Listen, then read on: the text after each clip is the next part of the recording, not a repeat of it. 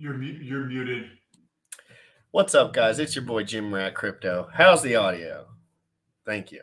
Audio is good. All right. Today, what do we got? We got a couple things going on. One, Sam has just picked up something in the mail. He wants to show everyone, crypto related. So we'll get to that in just here in a second. Then we're going to talk about whether the bottom's actually in or not, and we're going to figure out in more detail. Oh God, I hope it's not in. Oh fuck, I hope it's not in. Like, I really just hope. And that's just me. I'm not talking about anyone else. I just like, if it was to just shoot up from here in bull market mode, it just wouldn't make sense to me. But I don't know shit. So that's, like I can only speculate. We did the RH review yesterday and the day before. That was good. Got a lot of shit talk comments on that. I didn't really read them, but thanks for the algo bumpies. And we're just going to be taking it a little bit easy today. I got 2 videos to break down, but I want to know, if I'm going to learn anything today, I want to, if you can understand some of the trigger points in the economy better, I think you can understand the bear market sentiment better, in my opinion. Like, if you know where all these trigger points are, quantitative easing, blah, blah, blah, government spending, all this shit. It just moves the needle one way or the other. They have 2 cards to play: print more money, print less money. It's like, so I want to learn more about all of this so I can have a better idea of when we will see more doom and gloom. So I'm curious. I'm more so just curious because I want to make some money. And good times, guys. I'll be back at my man cave today. After this, I'm leaving, and it's been a great weekend. Sorry if I haven't been so interactive, but just been busy. So we'll get back to it, guys. I will start the show. Everybody, when did you buy your Hex? Oh, wait, never mind. Crypto in the Morning song. You already know what time it is. Crypto in the morning. Crypto in the morning. Crypto in the morning. Waiting on phone. Crypto in the morning. Crypto in the morning. Here to take notes. Crypto in the morning. Crypto in the morning. Crypto in the morning. Waiting on phone. Crypto in the morning. Crypto in the morning. Here to take notes. Smoking a blunt on my way to the gym. 11 a.m. and I'm already tuned in. Got me some Hex and I'm making a stay. Got me some heads on, I'm making it rain. Pay me some Maxi and that's just in case. Jim Reddit sent me to show you the way. D5 Pro. Crypto in the morning. Crypto in the morning. Crypto in the morning. Waiting on phone. Crypto in the morning. Crypto in the morning. Here to take notes. Crypto in the morning. Crypto in the morning. Crypto in the morning. Waiting on phone. Crypto in the morning. Crypto in the morning. Here to take notes.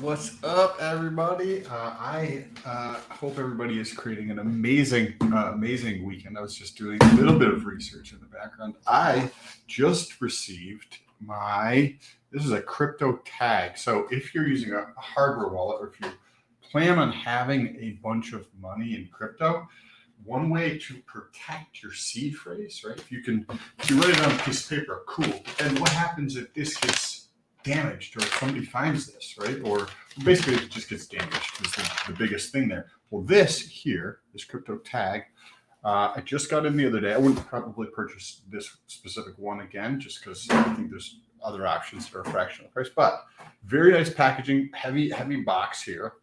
And I'm not saying anybody should buy this by any stretch of the imagination. I'm not affiliated with them in any strict way. You get like the instructions and your words here, and then this is what's inside. This here allows you to pull this sleeve off of here, and then they have the BIP 39 placement here. So what is the BIP 39? Well, if you look at your seed phrase, right, it's just like these random words. You're like, that's interesting. Well, if you look up BIP 039, that's where those words come from. And there's only 2,048 of those. Meaning, if somebody put in the word two or the numbers 2048 as their 24th word or whatever number word it was on their sleeve here, then you could use that to decode or effectively pull out exactly what word that would equate to pull up your seed phrase. And if somebody else looks at this, they're going to have no effing idea what that means. So that was my reasoning behind purchasing something like this. I thought it was super interesting. It comes with some cool stuff in the package here. So this thing here is one of those where you press down really hard, it's spring loaded, and then it jabs a hole, right? So that's how you mark these. So you don't have to have any special skills or anything like that. Another interesting thing inside of this package was this little thing here. And you're like, what is this? So on the front of it has the skull head and it says crypto tag. When you go to open it, it's a bunch of matches with black head on them. And in the back here, it says this is for hodlers, right? So cool thing. It's got some headphones in there. I just wanted to show you guys that before we got into the show. And without further ado, let's bring back some GRC here with this.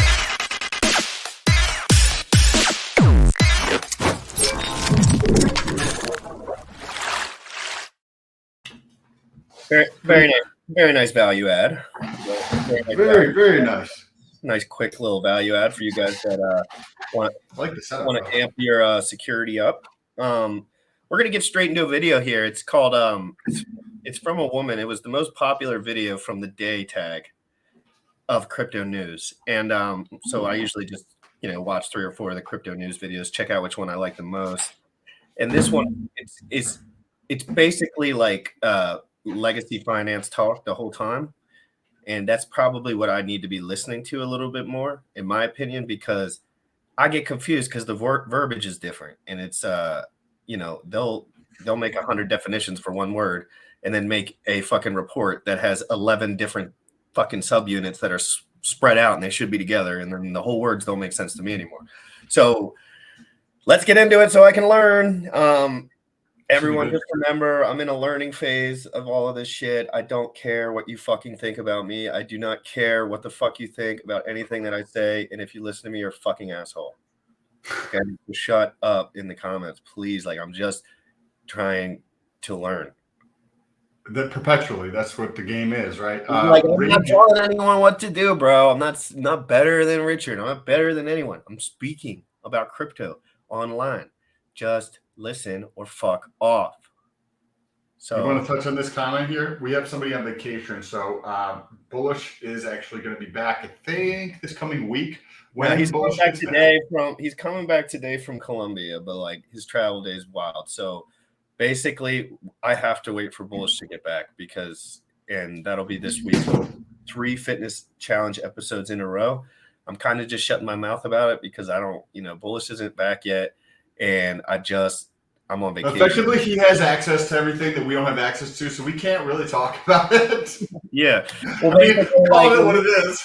When we get our sticky little fingers on that stuff, I'm going to mess something up. So we're going to get it back and be organized. Bullish is a professional, so he's going to help us organize the 3 days, and we're going to make some killer announcements on those 3 days. The fitness challenge results have been absolutely insane, blowing up Twitter, nuts, explosive, crazy gains, wild gains. And Sirens, whoa, massive difference in her waist. Yep. A lot smaller, tighter. You can see the abs coming in a lot more. Like, some people are making some freaking awesome progress. And I'm looking forward to doing those. Probably by the end of this week, we'll have those 3 shows lined up. Bring in some guests. Talk about the results. We'll be bringing on the best of the best from the fitness challenge, showing the Twitter feeds, having the people come on and talk about it. It's an important topic. It's not for everyone. Not everyone likes to be fit and healthy and live forever, but we support that here. And one of the things that me and Sam kind of have that's a little different than from other people in the crypto space is like, I have a hard time listening to people that fucking are going to die real quick.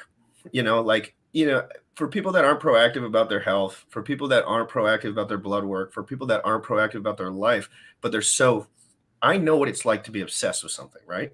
It ain't hard. Okay, it's not. It's easy to be obsessed to video games, Sam, isn't it? Probably. Like you can assume, right? Mhm. It's easy to be obsessed with making mad gains in crypto, but it's not easy to be overall well-rounded. Okay, and I think the problem is like you could say whatever you want, but at the end of the day, your actions speak louder than your words every single time. So I don't, it's just, I'm here so people can be more healthy, more proactive, and more understanding. I'm not a fucking personal trainer. I don't give a shit what you think about me. I don't care. I want people to be healthier. I don't care about the piece of paper that you get from the college professor who's broke. I don't care. Period.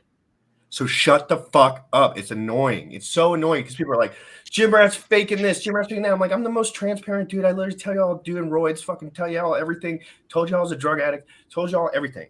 So Somebody's trying to give you a hard time, bro. Paper doesn't break me dick. I know, but I just wanted to mention it for a second because like it doesn't bother me, but it's like it limits my enjoyment in answering the comments. That's pretty much it. It really doesn't bother me.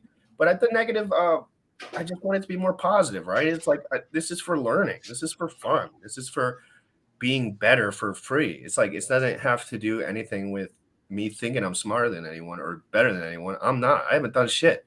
But I can promise you, I ain't going anywhere. And people are going to be really surprised. Like, I mean, extremely surprised. Because I promise you, I have the will to win that I would kill for, you know, and I would do anything for. And I would drop everything in my life for it. And I just know other motherfuckers won't do that shit. So It's been 6 months of you. We've been doing the show for 6 months, I think, right? Damn, dude, we should watch one of our first episodes for a fucking recap. No, we should not do that. that would not be enjoyable. Let's leave that to the future fans. Anyway, guys, if you all in here, I love you so much. You know that. I'm just trying to I was on my vacation. I was getting in my zen. I've been trying to like, you know, be a little more chills.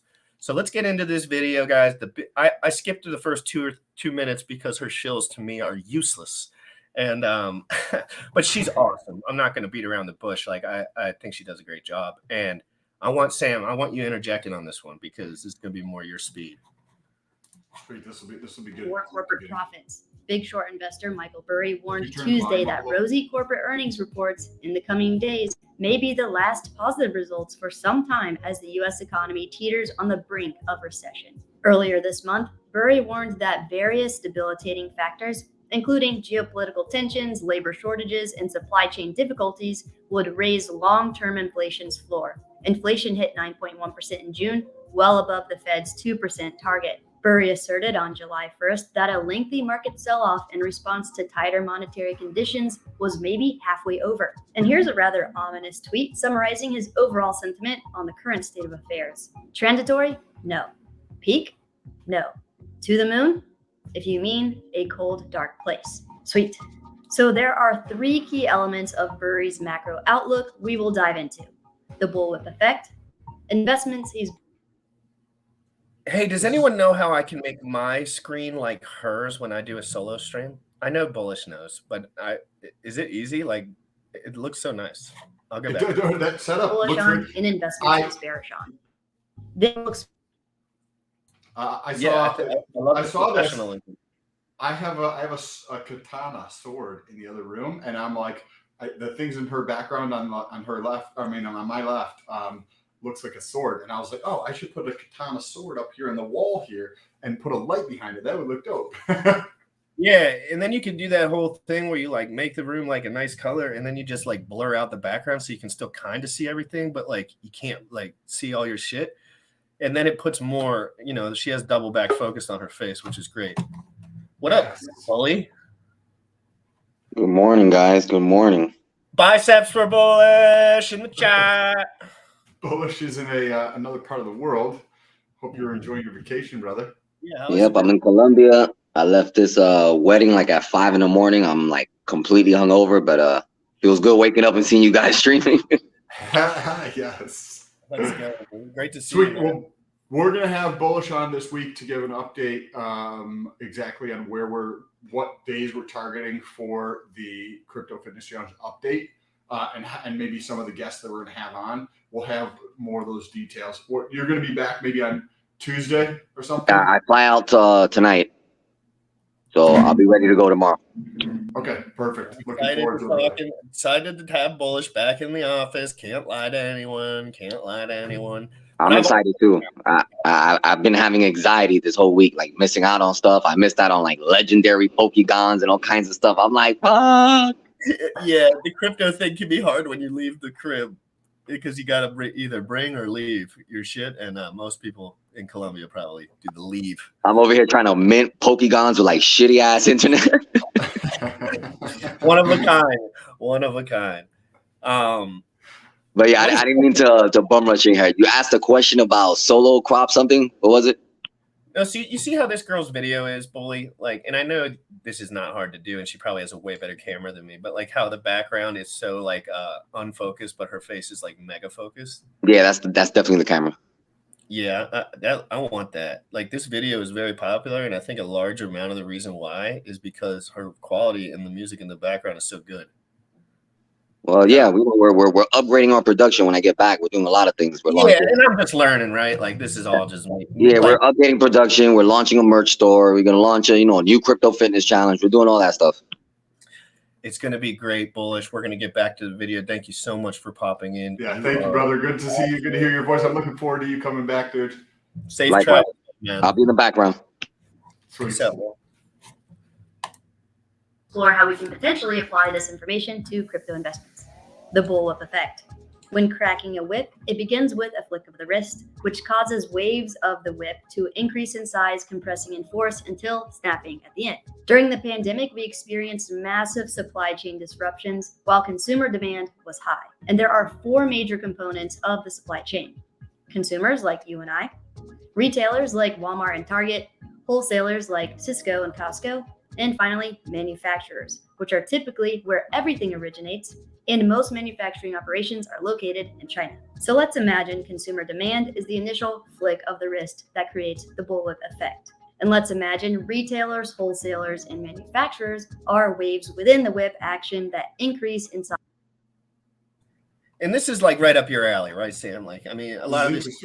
Yeah, it's interesting, this whole bullwhip effect, because we've been kind of going through some of the push points and the pull points in that, but she's bringing it all together with the bullwhip effect for me, at least. And I think when it comes to exports, imports, like it's pretty basic, right? It seems basic, but it's confusing because it's like a big thing. So I like where she's going. And I think that the actual inflation is going to be lower than a lot of people expect, personally. But could be 100% wrong. But I think that whether it's August or September, I think we're going to actually see a decrease in inflation that's going to be unexpected in the market.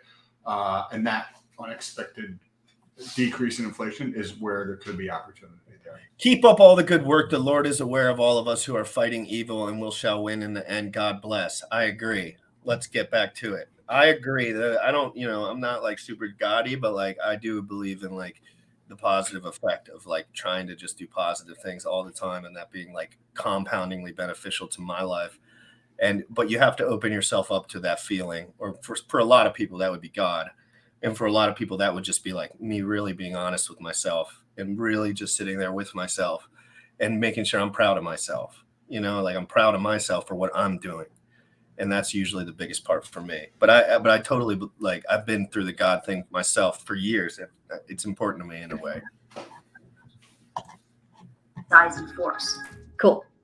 Now let's explore the bullwhip effect using an example. Imagine Walmart usually orders 100 boxes of tissues every month to meet consumer demand. However, suddenly consumer demand for boxes of tissues increases substantially, causing Walmart to run out before the end of the month. So next month, Walmart orders 200 boxes of tissues from its wholesaler, Cisco. Now Cisco experiences this new increase in demand and is short boxes of tissues to provide to their retail customers. So the following month, Cisco increases its order from its manufacturer to 300 boxes of tissues. And it's at this point, a couple months later, the manufacturer experiences the increase in demand and may be short inventory. As a result, the manufacturer hires more workers and buys more supplies to meet this new increase in demand for its products. So from the initial month, consumers like you and I demanded more boxes of tissues. It took Walmart to react at month 2, Walmart's wholesaler, Cisco, to react at month 3, and their manufacturer to react at month 4.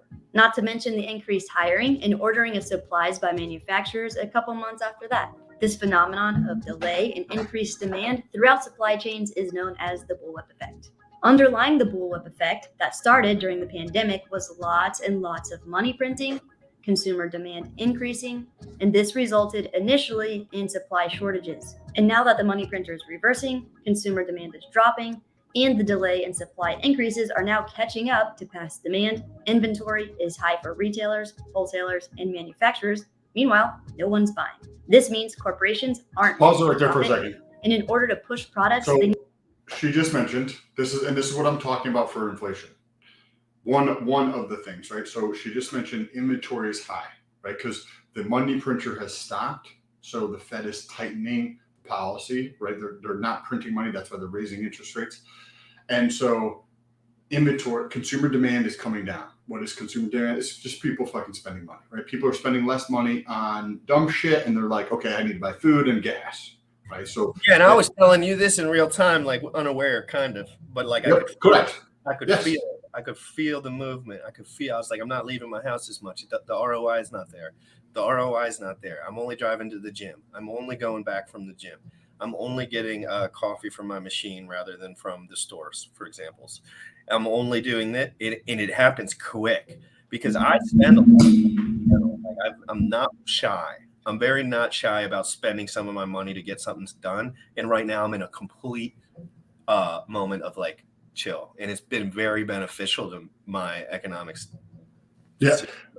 And there's a lot of people doing that. So she's like that. She said it very casually there, but she's like inventories are up for retailers and wholesalers, and then you're going to have the overcapacity. That means they have too much stuff. So I got these businesses, and I got all my shit here, right? What do businesses do? On most people do when they have too much inventory. They start selling shit as much as they can. Discounting, right? To sell shit. Yeah, you're gonna have to get it off. How do most people think about inflation? Prices going up. What happens when there's a lot of discounts? Prices go down, right? This is what I'm talking about when I say people think inflation is going to be way super high, but we have the stuff going on with the foreign currency. I saw this a couple weeks ago. Inventory is rising.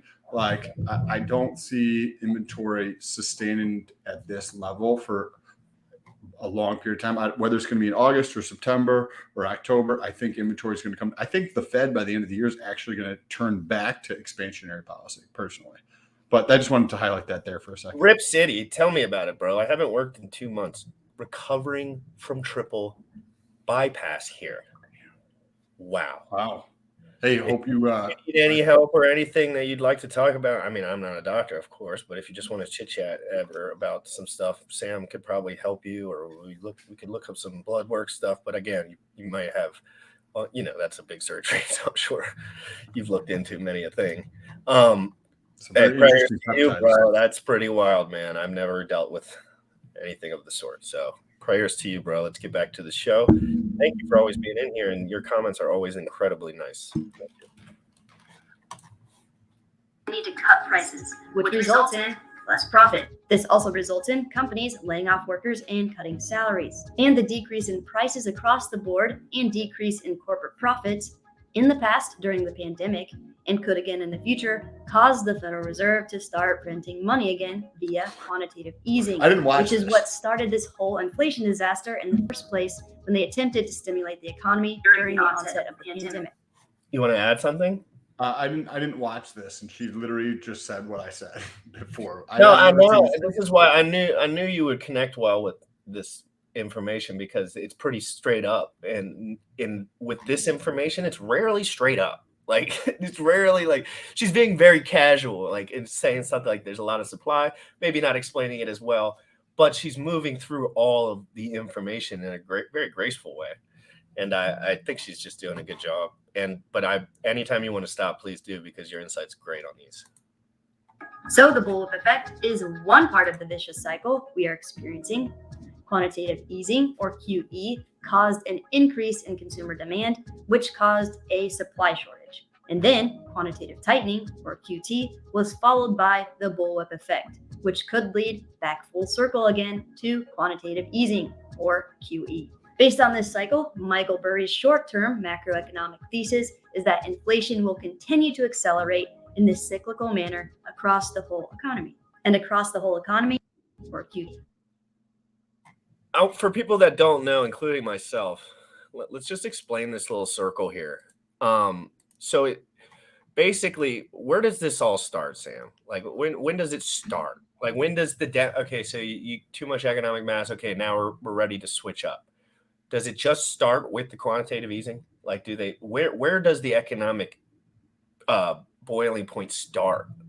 Or is Well, it just it's kind of they're kind of all happening simultaneously, but it's challenging to kind of conceptualize things if everything's happening all at once, because then it seems super chaotic. But Right. in real life, like every single one of these things is happening every single moment at the same effing time because of each other? And it's just perpetual. Like people are not like stopping, like, oh, I took my turn, I'm going to sit back and wait for GRC to take his turn. It's quantitative easing is happening and making it easier to get money, making interest rates lower, right? Printing more money, right?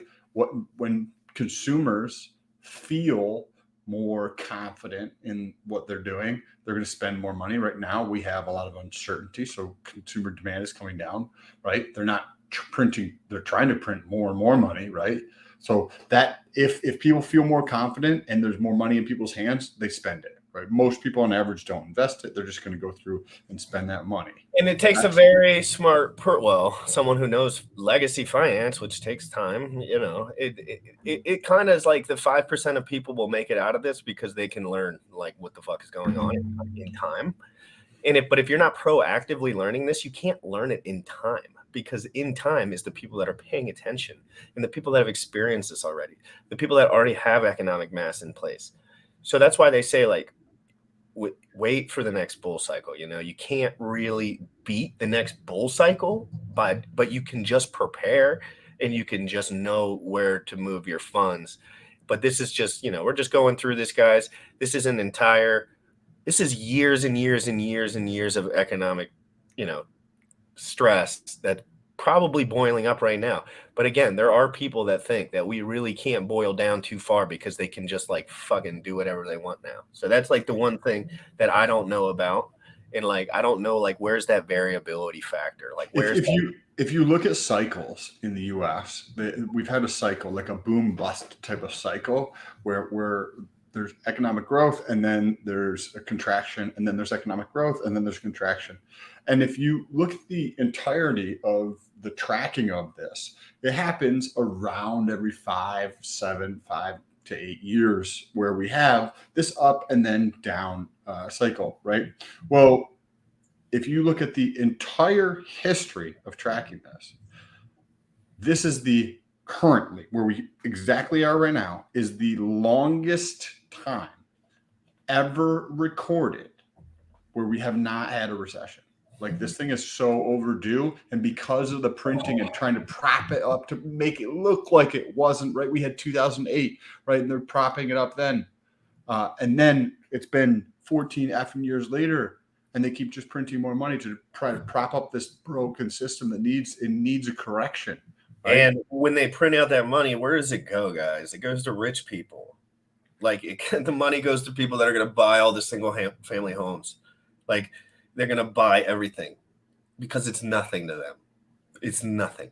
Like, it's just nothing. Your pride and joy house that you want so bad is nothing to them. They'll buy the whole neighborhood and they'll rent it out to you for double the mortgage.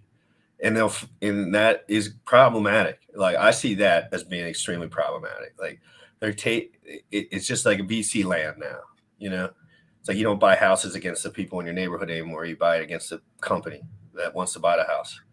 So it's the spending's out of control, and what I see is absolutely wealth transfer to the rich, disgusting amounts, like never infinity money for certain people. And this probably always happens, but I'm just realizing it. Like, and it's just all these printed out dollars go to the people that are smart enough to sit on asset. and it's like, oh God, all this money goes to assets, and it goes to the people that buy assets, and that's a very small amount of people. And that's why crypto's changing the game.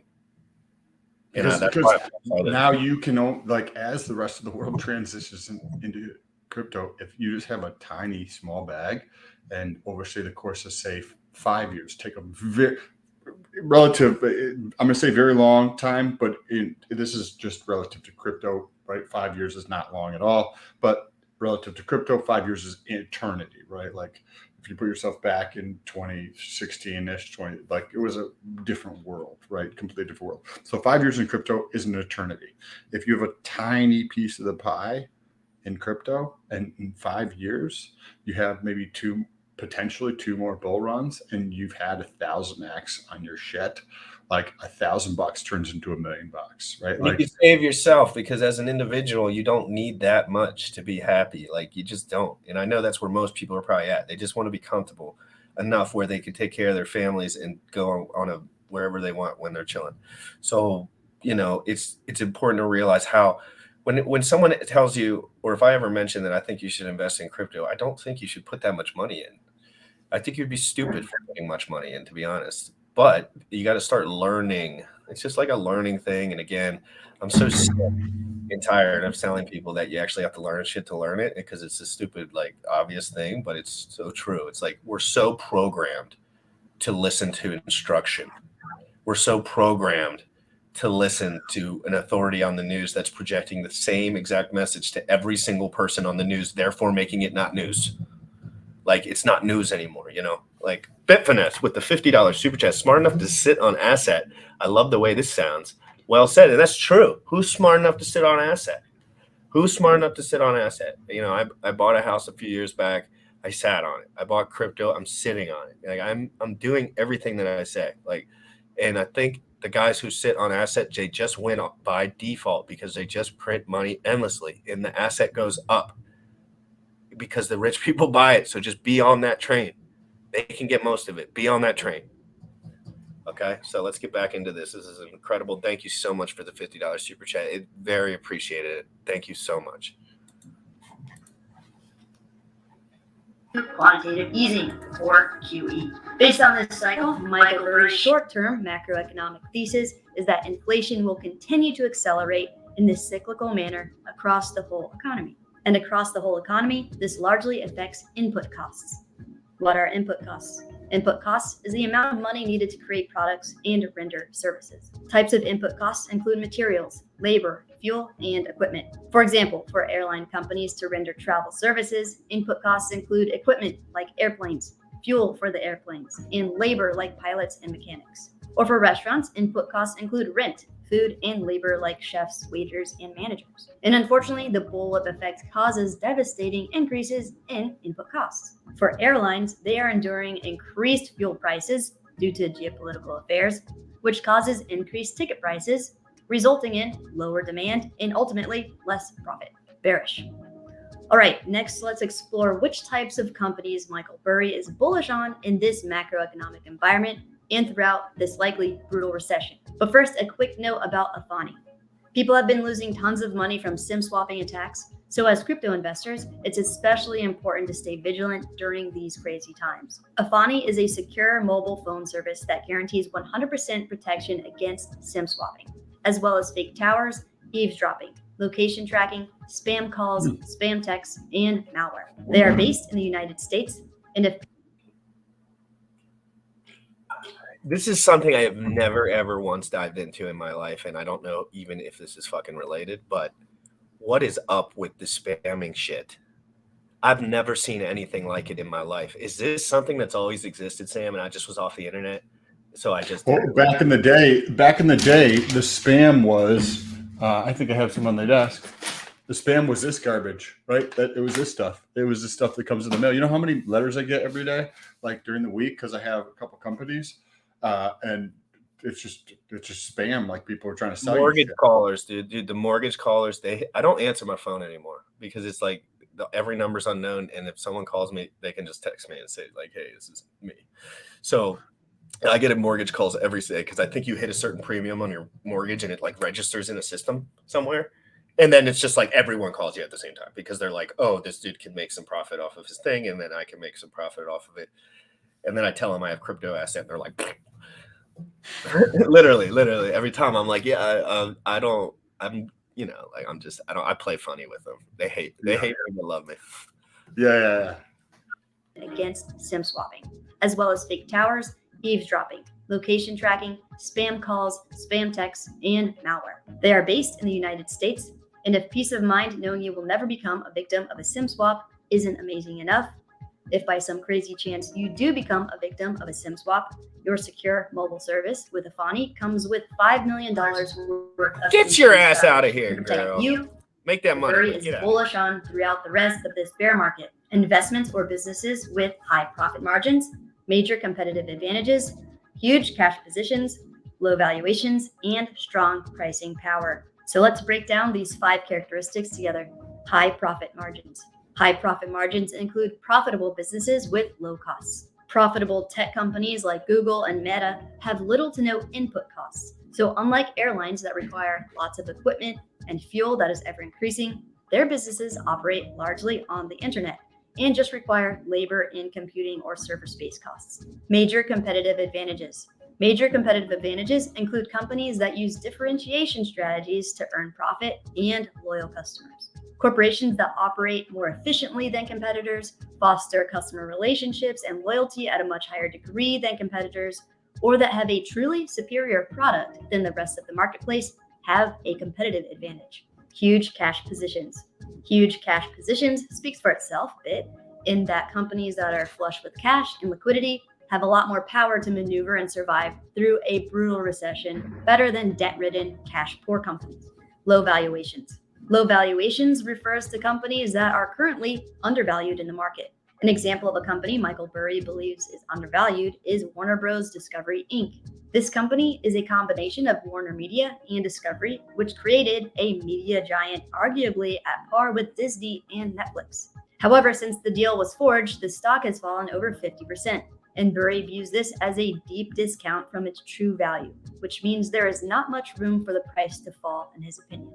Pricing power. Pricing power, according to Warren Buffett, is the most important aspect of any business.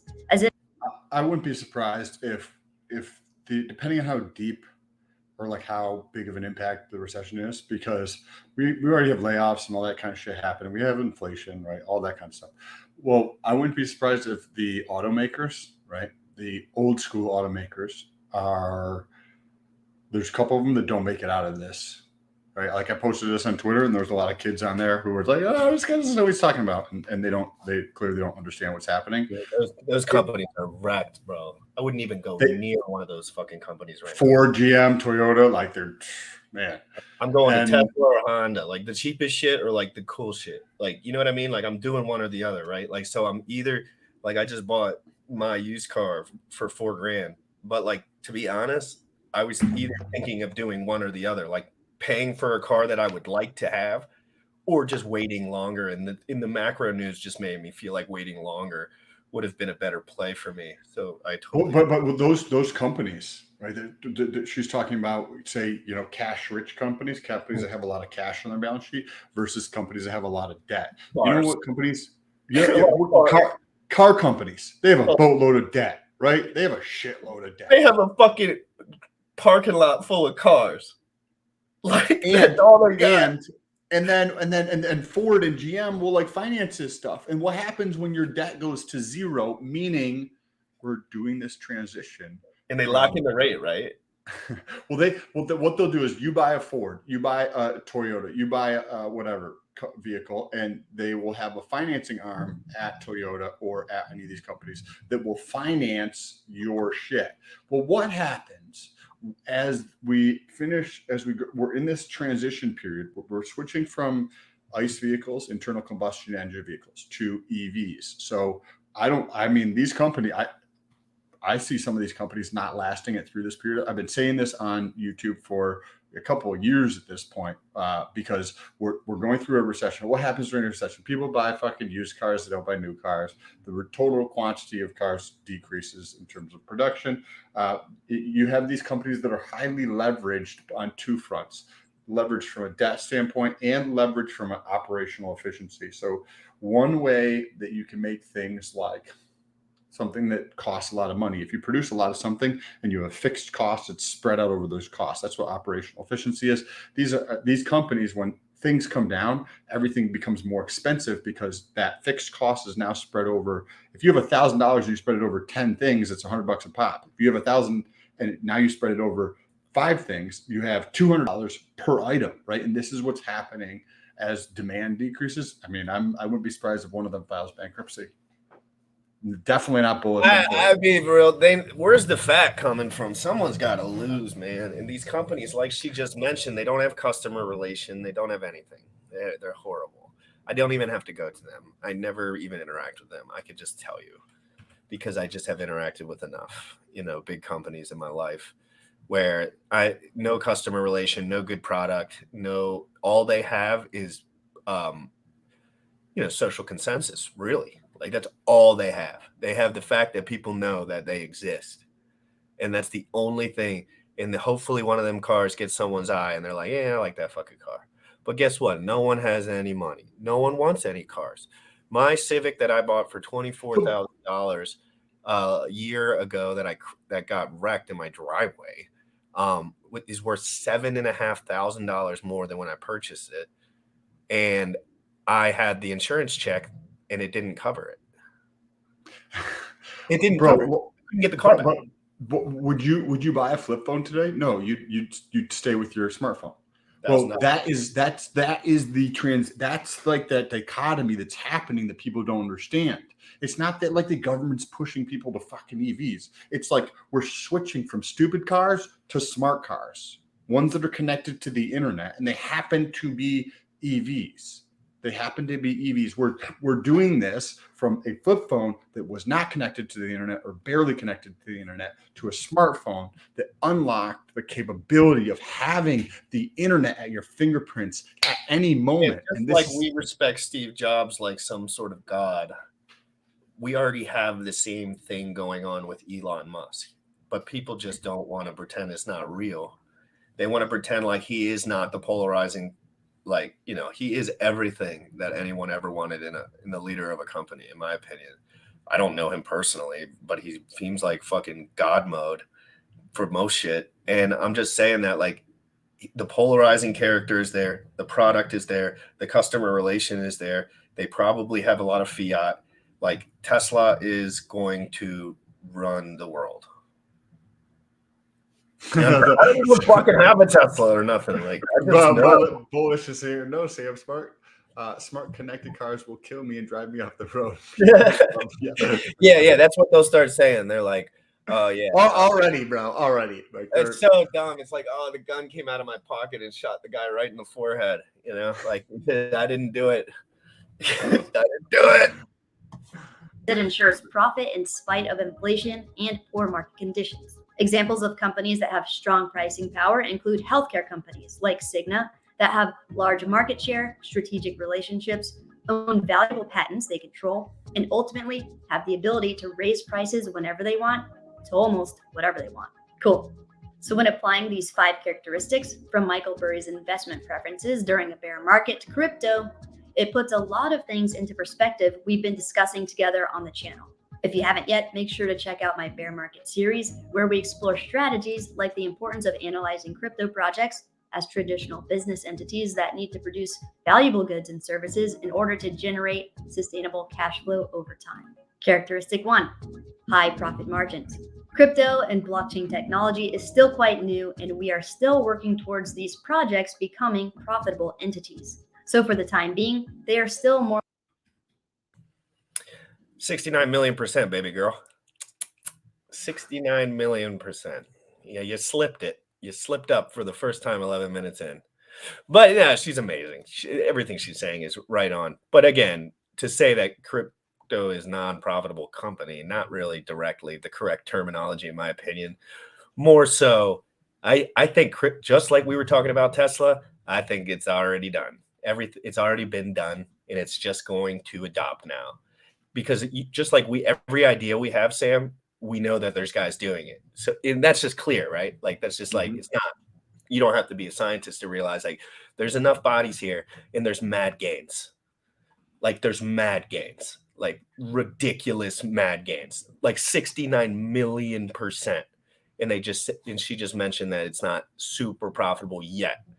60. Well, she mentioned, I think like her verbiage, I might've screwed up a little bit on, but let's just watch that part over. The truth is like the people that understood understood this information intimately for years and years and years and years and years. It's like, dude, they're rich as fuck. Like rich as fuck. So crypto's the future. Or like 100%. speculative startups that haven't achieved profitability. Characteristic 2, major competitive advantages. The underlying blockchain technology of some crypto projects will likely become a competitive advantage against traditional players. For example, sending crypto to people around the world is a lot faster and more cost effective than regular bank transfers. And as the consumer blockchain continues to develop and gain adoption, a ton of third-party businesses like record labels in the music industry, title companies in the real estate industry, and similar will not have a competitive advantage over certain crypto projects that survive and thrive in the future. She nailed it. She nailed that. Like, which ones are going to thrive in the future? He just told you GM was going under, basically. It's in different verbiage. GM's. Yeah, these companies are going to be a fraction of what they are right now. So they don't have. This is literal. Like they don't have the resources. Like they cannot send things as fast. They cannot do things without middlemen. It's like, why would anyone? They are scrambling, exit, run, get out. I guarantee that's all these companies are doing right now. Oh my God, hold up. I hope we survive. Just like all the cryptos that don't have use case, that don't have product market fit, that tax you in and out. They can't survive because they don't do anything right. And that's why everyone always brings up use case. Like what does the crypto do? I used to get frustrated with that sentiment, and now I don't, because it's like, yeah, what does the crypto do? Why are people going to buy it? Why are people going to buy Pulse Doge for $10? I don't fucking know. All those questions that people ask, like you were just mentioning, like what does a crypto do? Why would I buy that? So this is just literally reminiscent of when I was telling my friends about phones or smartphones. I had my first smartphone far before all my friends did. And I'm telling them about how awesome it is and how great it is to have it. And they're like, oh, I don't need it. My flip phone does that, right? Legacy does that, right? And that kind of thing. And people are not going to understand this, but everybody will be in crypto. It's just the people who don't want to change with reality will be on the tail end, and they just won't get as much of the rewards for coming in early. That's all. They won't have to deal with the volatility risk, and they won't get any of the mad gains. And it's just like, okay, that's fair. It's fair if that's what you want, and it's fair if that's where you're at. And fuck it, whatever. Let's go. Characteristic 3, huge cash positions. This is not very common with most crypto projects in that they don't have a ton of cash lying around for liquidity and similar, or even with cryptocurrencies like Bitcoin that are more stores of value and commodities, this characteristic wouldn't necessarily apply. However, as we've been seeing in the news, there is a ton of venture capital money entering the crypto space. So it's a good idea as crypto investors to follow smart money and keep track of which projects are well funded to survive the bear market. Characteristic 4, low valuations. Although the crypto industry is very new, wasn't there a project that started with a C, ended with an L? Is there she mentioned crypto, not centralized dictatorships. He never mentioned centralized dictatorship, so we'll just let the Celsius reference. No, I know what you're saying. Again, crypto. That was super well funded. Yeah, the crypto fucking word needs a tune up too. Like if there's a counterparty, that's not crypto. Like if you're just giving your money to some dude, yeah, it's on the blockchain, but like what? Like it's not crypto. It doesn't do anything that I would think crypto would do. It's just like dealing with the bank. Just get 20% and then lose all your money. All of it, it's all gone. If you have money in Celsius, it's gone forever. Period. End of story. Yeah. So if you're wishing and going to bed hoping, I take a deep breath and go to bed, because crypto is literally, for me personally, so it's been 7 months. I think it was around January when we started doing this shit, right? And that was effectively maybe a week after we had started chatting again or something. But crypto has accelerated my plans on doing some things because of the mad gains, right? And you're like, it's a down market, but like you can still make money in a down market. And so this has actually been crazy for me to utilize something like this to accelerate the goals that I have. You know what I mean? Because you're not making 100% annually in a lot of other things, right? You're And that making doesn't you're include making an employee amount of money like if you had a business without doing anything. Like you're just like basically hiring someone to like make money for you, but you just forget to hire the person and click a button instead. It's like my crazy. dollars. My dollars are like little people, and I want those fucking bitches working hard as fuck for me, right? Yeah. But the little people, as in the little dollars, like each individual dollar, it's not going to complain, right? They're going to be going, I'm so tired, I need to go eat and take a nap. They're just going to continue working. They're just going to continue. That's why crypto is so amazing. Like it removes counterparty risk. Bitcoin failed to be peer-to-peer cash, but it didn't fail to take out counterparty risk. And it was meant to be peer-to-peer cash, and that never occurred because nobody wants to spend an asset that goes up 16x in a bull market. That's not, that's not what you want to do. That's an expensive ass car. When you end up buying that Tesla for 2.3 Bitcoin, you're going to be like, shit, that's fucked. Because you spent $1 million on a car. Like that whole value thing, I just don't think they understood that Bitcoin was going to just like fucking explode. Like I thought they maybe thought it would be more settled, but who knows what the guys were thinking. Let's get back to this. Extremely risky and highly speculative from a valuation perspective, and the entire asset class is likely still in bubble territory. During this bear market will be a great time for us to try and determine which crypto projects are viable and undervalued for the product, service, utility, or value proposition they will bring to the market in the future. Characteristic 5, strong pricing power.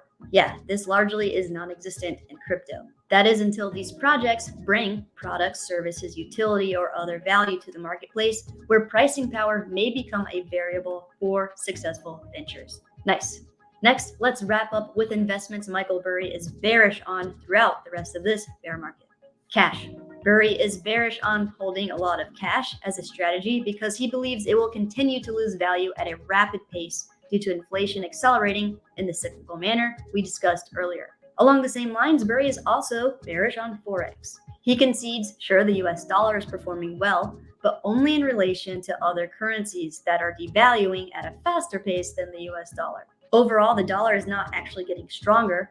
It's stronger due to the other government-backed fiat currencies being printed more than US dollars. But at the end of the day, prices are still increasing, inflation is still rising, which ultimately means the US dollar is losing value over time. Farmland and commodities like gold and silver. Burry is bearish on traditional inflation hedges like gold and silver because they only work against moderate inflation. He believes they stand no chance. Gold has never worked.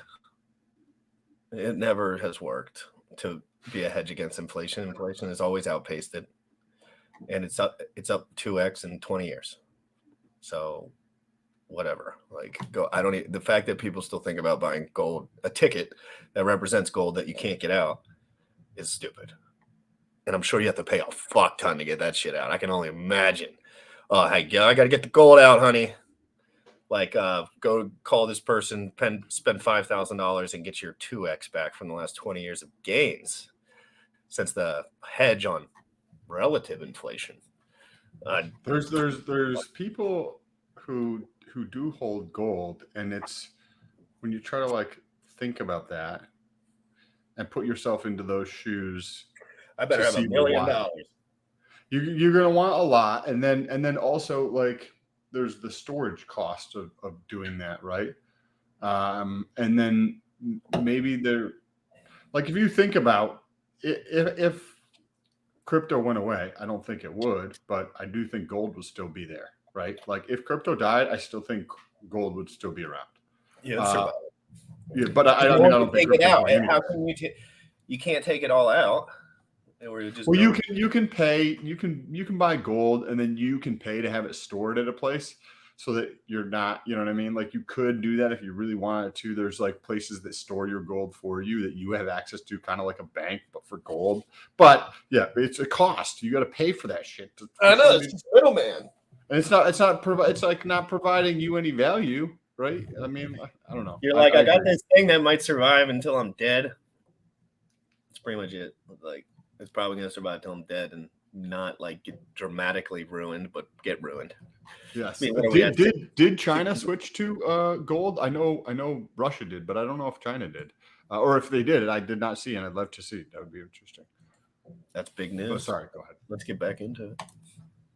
Against the modern hyperinflation we are experiencing today and will continue to experience throughout the bear market. As for farmland, he is bearish on these types of investments because, as we've seen historically and continue to see today in countries like Venezuela, Argentina, and Zimbabwe, when a government's fiat currency starts failing, they start to seize and confiscate assets like farmland and gold from their citizens in an attempt to save the currency's value and try to prevent mass civil unrest.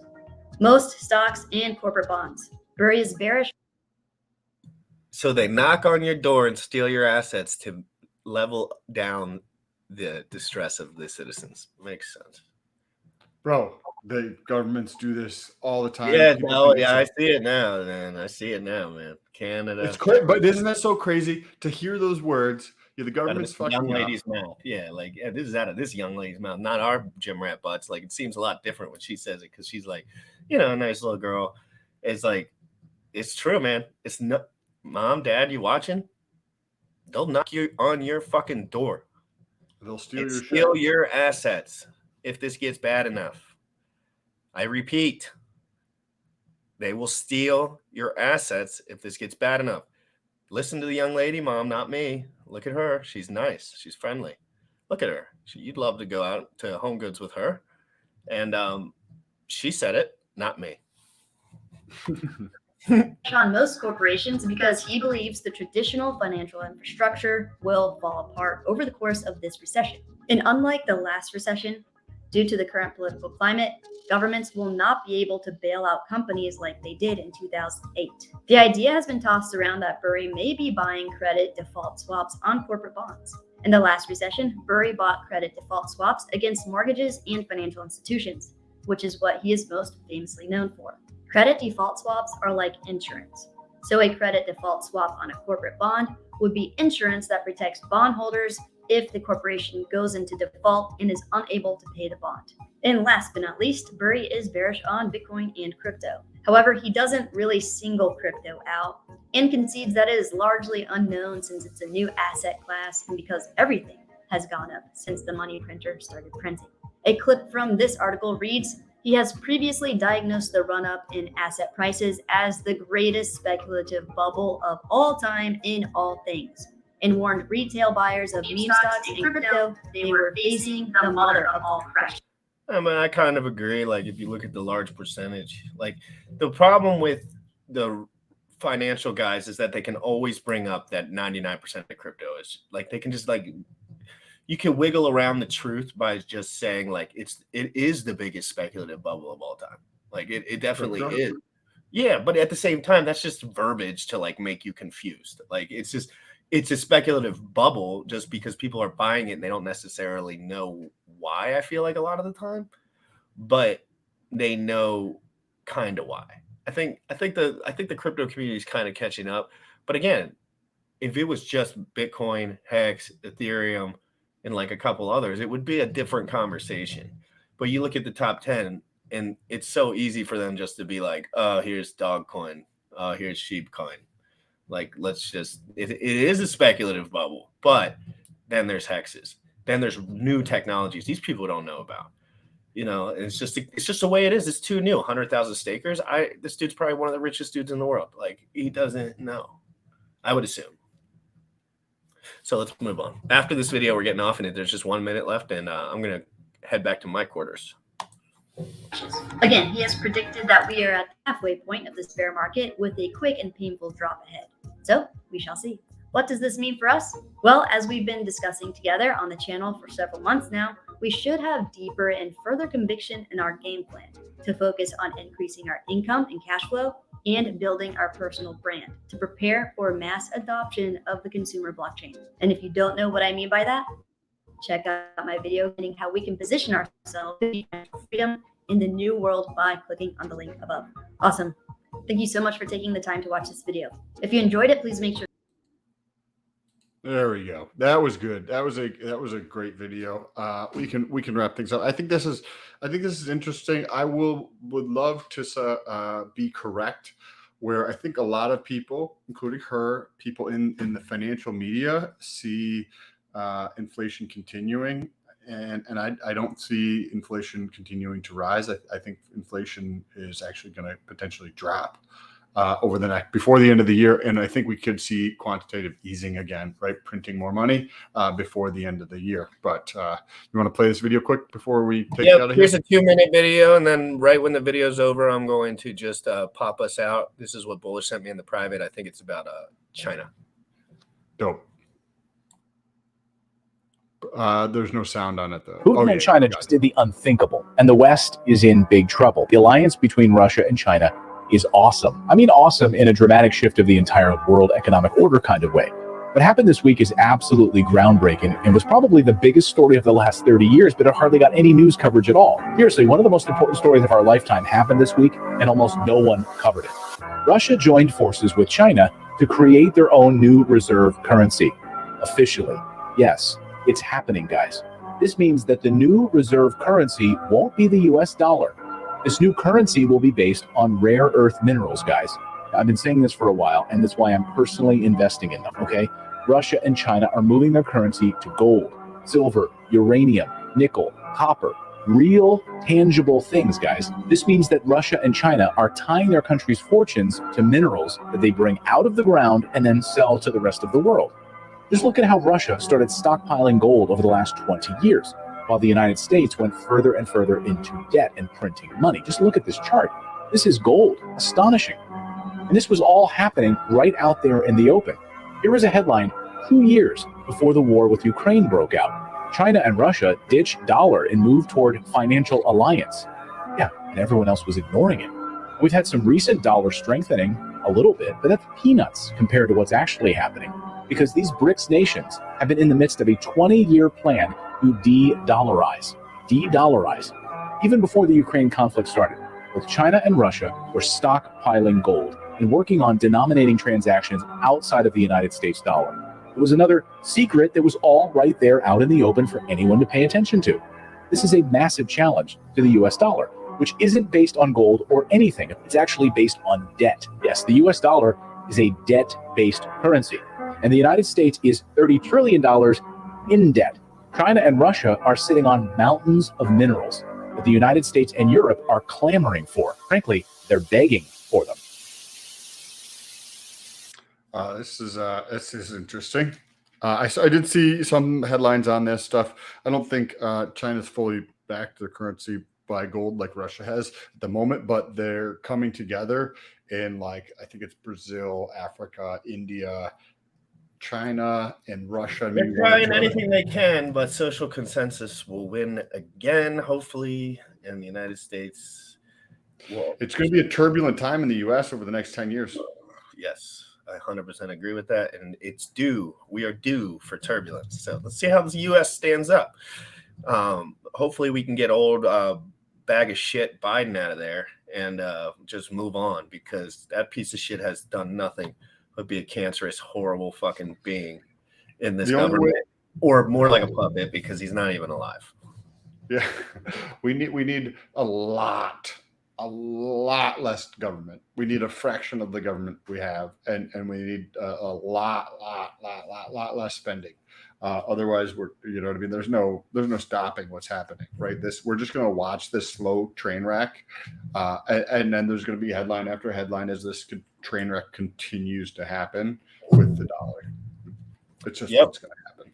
Guys, we're going to end it with the outro here. Sam, thank you so much. He drops videos every single day on crypto and fitness.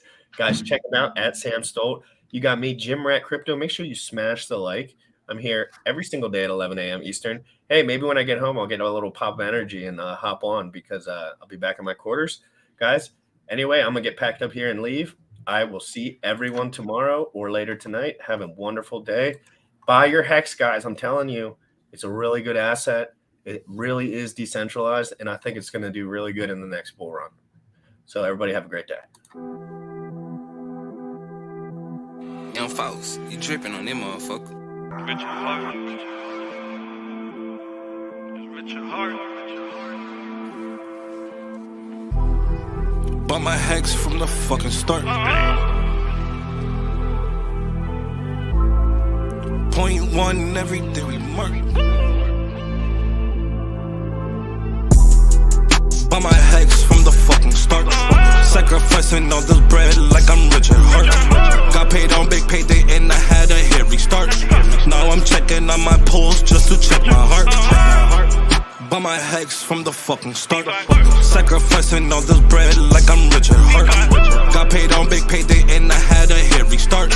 Now I'm checking on my pulse just to check my heart. Checking my MetaMask moving. Look at the Hex, he is mooning. Looking at wives they be choosing. Peter is why they be losing. Pro chains out, gonna get me a check. He's gas up and it got me a mess. Remember the times he died collect. Hex, I been eating, I'm dying in the best. Getting this back like a year ago. Getting this post, I ain't letting go. Swerving the ring like a Lambo. Getting this back like a year ago. Getting this post, I ain't letting go. Swerving the ring like a Lambo. Bought my Hex from the fucking start. Sacrificing all this bread like I'm Richard Hart. Got paid on big payday and I had a hairy start. Now I'm checking on my pulse just to check my heart. Bought my Hex from the fucking start. Sacrificing all this bread like I'm Richard Hart. Got paid on big payday and I had a hairy start. Now I'm checking on my pulse just to check my heart.